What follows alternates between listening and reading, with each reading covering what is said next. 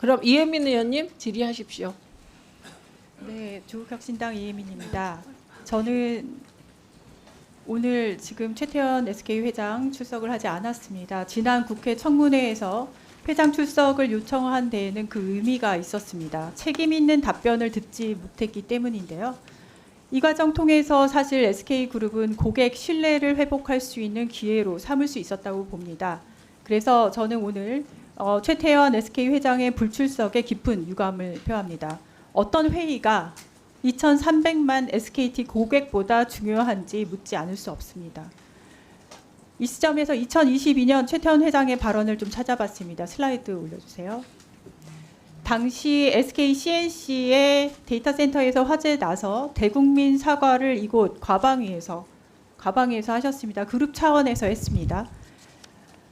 카카오는 이 사고로 275억 원 보상을 했습니다. 당시 그 화재 책임이 있는 SK CNC 아직까지도 책임을 다하고 있지 않습니다. SK CNC의 배상 책임 보험 한도는 한 70억 원밖에 안 돼서기도 하고요. 피해 보상 관련된 공방은 지금까지 장기화되고 있습니다. 회장이 과방위에 나와서 저렇게 직접 사과를 한 사건도 그러했는데 지금 나오지도 않고 어제 기자회견을 통해서 보여준 모습으로 고객들은 어떻게 SK그룹에 대한 신뢰를 쌓을 수가 있을까요? 장관님 한 가지 여쭤보겠습니다. 이런 사고 시 피해 고객에게 보상할 비용을 보장하는 손해배상 책임보험 가입 반드시 해야 되는 겁니까? 기업이?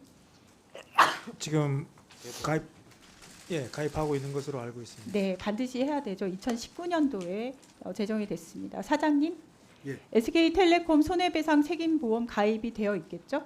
가입되어 있는 걸로 알고 있습니다. 제가 조금 전에 SK CNC 책임보험 한 70억 원 보험 한도라서 아직까지도 공방이 계속되고 있다고 말씀을 드렸습니다. SK텔레콤은 배상 한도액이 얼마입니까? 금액은 확인해서 말씀드리겠습니다. 10억입니다. 7분의 1이에요. 국내 가장 큰 통신사가 든 보험이 연 납입금 수천만 원 수준으로 가장 기본적인 조건만 들은 보험입니다. 보도에 의하면 그걸 넘어설 책임을 다하겠다고 말씀을 이미 하셨습니다. 하지만 저는 이미 거기서부터 보안 문제에 대한 첫 단추가 잘못 끼워진 것 같습니다. 또 3년 넘도록 공방만 하실 건 아니죠. SK CNC는 지금 그러고 있거든요. SK텔레콤은 책임 있는 답변을 주셔야 됩니다. 3년 넘도록 공방만 하실 건 아니라는 것을 대답을 해주십시오. 예. 정부 관리는 어떤가 한번 좀 살펴보겠습니다. 이게 기업에만 책임이 있냐? 그렇지 않습니다. 키사 원장님, 예. 2022년도에 KT에서도 굉장히 유사한 유심 정보 탈취 의심 사례들이 있었습니다. 당시 원장님은 아니시지만 그때 조금 말씀을 드릴게요. 그때 피해가 보고되고 난 다음에 KT는 유심 기변을 한 달 넘게 일괄 차단을, 굉장히 센 보호 조치죠. 일괄 차단을 시킨 일이 있습니다. 그때 과기정통부, 키사, 중앙전파관리소가 합동으로 현장 점검을 실시했습니다. 이거는 혹시 알고 계시나요? 제가 그에 대해서는 아직 파악을 안 했습니다. 그때 합동 조사 결과가 어떻게 됐냐면은 그럴 가능성이 없다고 종결을 했고요. 피해는 KT 고객에서만 36건 이상을 발생을 했고 어떤 건은 2억이 넘는 피해 보고가 됐었습니다. 그런데 어떻게 됐냐면은 결국에서는 관계 입증을 못했습니다. 혹시 이거 피해 보상 어떻게 이루어졌는지 여기서 아시는 분 있으신가요? 없네요. 2023년도 7월에는 LG U+에서 이거는 아시겠지만 개인정보 유출 사고가 있었습니다. 이때 사실은 어떻게 알았냐면은 다크웹에서 거래가 되고 있어서 알게 됐어요. 어떻게 근데 결론이 났었냐면은 개인정보보호위원회에서 과징금 68억 원 처분하고 끝났습니다. 개인에 대한 피해 규모는 산정되지 않았어요. 저는 없던 게 아니라 모르는 거라고 봅니다. 이미 팔리고 있었거든요, 데이터가. 이번 건에 대해서요, 철저히 진상 규명을 하는 것이 굉장히 중요하다고 생각을 하는데, 그래서 키사의 노력, 그다음에 키사의 책임이 굉장히 셉니다. 그래서 아직 조사 중이겠지만 국민들의 알 권리를 위해서 조금 디테일하긴 하지만 좀 질문을 드리겠습니다. 이번 일은 폐쇄망에서 악성 코드가 발견이 됐습니다. 이것은 맞죠? 예, 그렇습니다. 이게 고의든 실수든 내부 직원의 소행이라는 증거가 있거나 아니면은 무슨 의심 정황이 있습니까? 제가 현재 민간조사 합동조사단에 편성되어 있지 않기 때문에 그에 대한 내용을 제가 답할 수는 없고 그러지는 않은 걸로 제가 알고 있습니다. 키사의 역할이 굉장히 중요합니다. 악성 코드는 언제부터 언제까지 심어져 있는지 혹시 발견이 됐을까요? 그 부분에 대해서도 제가 좀 이야기할. 그러면은 보도 자료에 나온 악성 코드가 추가로 8가지 종류가 발견이 됐다고 했어요. 처음에 4가지 종류 말씀을 하셨고, 그렇다면은 8가지 더 발견된 것들이 가입자 정보, 그러니까 개인 식별 정보가 보관된 서버에 대한 해킹이 있었을까, 지금 그런 걱정들을 하시거든요. 그렇다면 그 서버에 대한 해킹이 전혀 없었다고 100% 확신할 수 있을까요? 지금 현재 언론 보도한 내용이 제가 알고 있는 내용이 답니다. 그리고 이게 아시다시피 BPF도 이 악성 코드 자체가 오픈 소스로 되어 있기 때문에. 그러면 제가 이어서 질문을 합니다. VPN 장비를 사용해서 이거는 부사장님께 질문을 드려야겠습니다. VPN 장비 사용해서 외부에서 내부망 접근 가능합니까? 불가능합니다. 전혀 불가능합니까? 예, 그렇다면 그렇게 SKT에서는 VPN 장비를 아예 사용하고 있지 아니합니까? VPN 장비는 사용하는데 말씀을 좀 정정하겠습니다. 가능한데 이걸 쳐올 수 있는 방화벽을 해놨습니다. 그렇다면은 외부에서 VPN을 통해서 내부로 접근하는 것은 100% 없다. 그 외부에서 들어올 수는 있고요. 들어오는데 방화벽을 통해서 철저히 차단하고 있습니다. 그러면은 VPN 장비는 이반티 장비입니까? 아닙니까? 그거는 지금 이반티 장비가 있습니다. 있습니까? 네. 네, 이 대답을 저는 오늘 처음 들었습니다. 지금까지 계속 질의를 했었거든요. 그리고 지금 키사 원장님 대답이 좀 아쉬운데요. 대부분 다 지금 확인이 안 되고 모르시고 그러면 안 됩니다. 키사의 지금 역할 굉장히 중요합니다. 장관님, 지금 비슷한 사고가 줄줄줄 이어지고 있습니다. KT 말씀드렸고 LG U+ 말씀드렸고 이번에 SKT잖아요. 네. 그리고 피해는 고객한테 발생을 해요.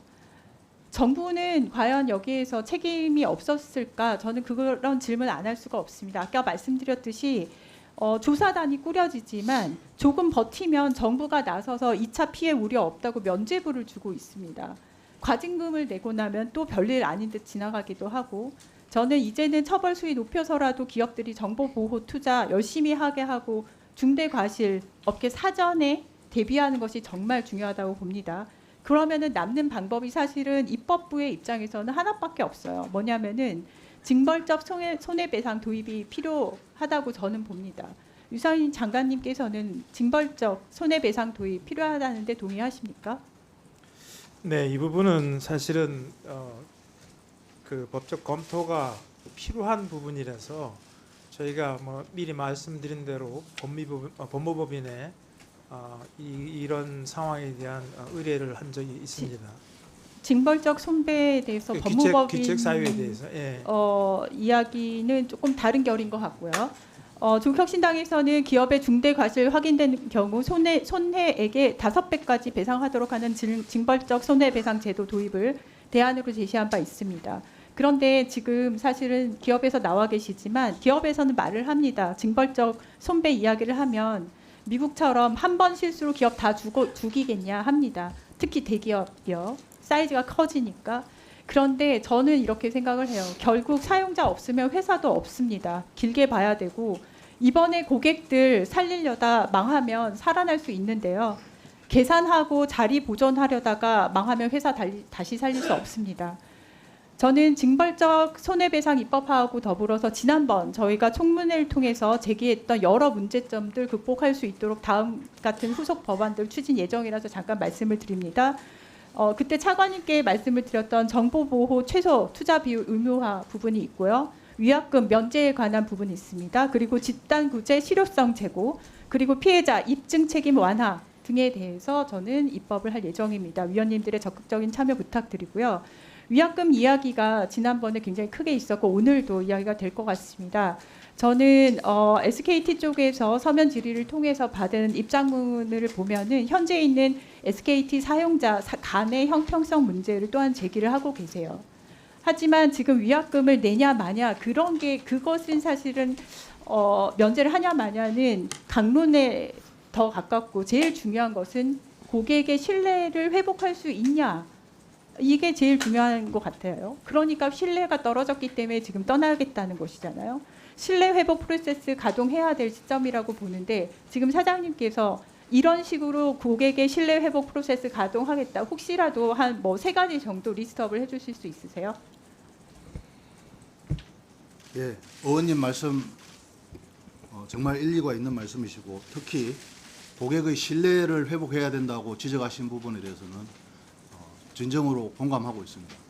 그래서 지금 이제 저희가 지금까지는 고객 보호, 고객 보호에 집중을 해왔습니다. 그래서 FDS나 유심 보호 서비스, 뭐 유심 교체까지 보호에 집중해 왔는데 사실 고객 신뢰 회복이 무엇보다 중요하다는 말씀에 공감드리고 일단 한 가지 어제 대책을 이제 수립한 것은 고객 신뢰 회복 위원회를 저희가 조속히 설치해서 그 고객 신뢰 회복 위원회에서 지금의 어떤 우리의 신뢰가 상실된 많은 부분들에 대해서 조사를 하고 또 고객의 목소리를 듣고 고객 보호를 어떻게 하고 이런 부분에 대해서 조치를 할 수 있도록 그걸 최대한 빨리 만들도록 하겠습니다. 그러면은 지금 우선 공감을 하겠다고 하셨고, 공감으로 끝나면 안 되죠. 그래서 3가지 정도 구체적인 방안 요청을 드렸는데 고객 신뢰 회복 위원회를 구성을 하겠다. 구성하는 것은 좋습니다. 그렇다면 이거 한번 말씀드릴게요. 그 안에서 위약금 문제 다룹니까, 안 다룹니까? 위약금 문제를 포함해서 전체적인 어떤 고객 신뢰 회복에 대해서 다룰 수 있도록 하겠습니다. 알겠습니다. 그러면은 지금 이 부분에 대해서는 그럼 오늘 책임 있는 답변이 안 나왔다라고 저는 이해를 합니다. 이 부분에 대해서 뭐 만드시는 건 좋은데 가장 빠른 시간 안에 보호 대책, 그다음에 신뢰 회복 대책을 바로 발표를 하시지 않으면 시간이 지날수록 고객이 떠나가는 것 그거 막을 수 없습니다. 그럼 위약금 문제 당연히 다시 나오고요. 이 부분은 대처를 빨리 하셔야 됨이 굉장히 중요하다는 거 말씀을 드리고요. 아까 VPN 이반티 얘기를 하셨는데 SKT는 SK 쉴더스와의 파트너입니까? 예, 저희 쪽 일을 하고 있습니다. 작년에 SK 쉴더스에서 이반티 VPN 장비에 대해서 해킹 관련해서 우려를 표방을 하고 그들의 클라이언트들에게 체크리스트 10가지를 공유한 바 있습니다. 이것은 SKT에서도 텔레콤에서도 받으셨습니까? 그 부분을 확인을 좀 해봐야 되겠습니다. 제가 그걸 지금 확인해 보시면 어떡해요. 이미 지난해에 악성 코드 관련돼서 얼럿이 났었고 거기 관련해서 텔레커뮤니케이션 사우스 코리아에 있었다. 올해 한 달 전에 또 보고서도 나왔습니다. 그리고 SK 쉴더스에서는 클라이언트들에게 10가지 대책 체크리스트 공유하면서 이러이러한 VPN 취약점이 발견이 됐으니 조치를 하시오라고 했습니다. 그걸 만약에 SK텔레콤에서 행하지 않았다고 한다면 정말 웃긴 꼴이고요. 최태원 회장 나오셔서 사과하셔야 되고요. 만약에 행했는데도 문제가 생겼다면 SK 쉴더스의 능력을 의문을 보낼 수밖에 없는 상황입니다. 방금 전에 사장님께서 보안 조치에 대해서 많이 하시고 그다음에 신뢰 회복 이 투트랙 말씀을 하셨는데 그 앞단 부분에 대해서는 부사장님께서 지금 아마 기술적으로는 리드를 하고 계신다고 알고 있는데 지금 SK 쉴더스에서 지금 VPN 장비에 대한 문제점 지난해에 발표를 했는데 그것 또한 어떻게 됐는지도 모르고 계시면 안 되죠. 지금 너무 총체적인 난국인데 이 부분은 특히 VPN 장비 관련해서 들어올 수 있는 여러 가지 취약적인 문제 체크하셔서 의원실로 좀 제출을 해주시면 좋겠습니다. 전 이상입니다. 저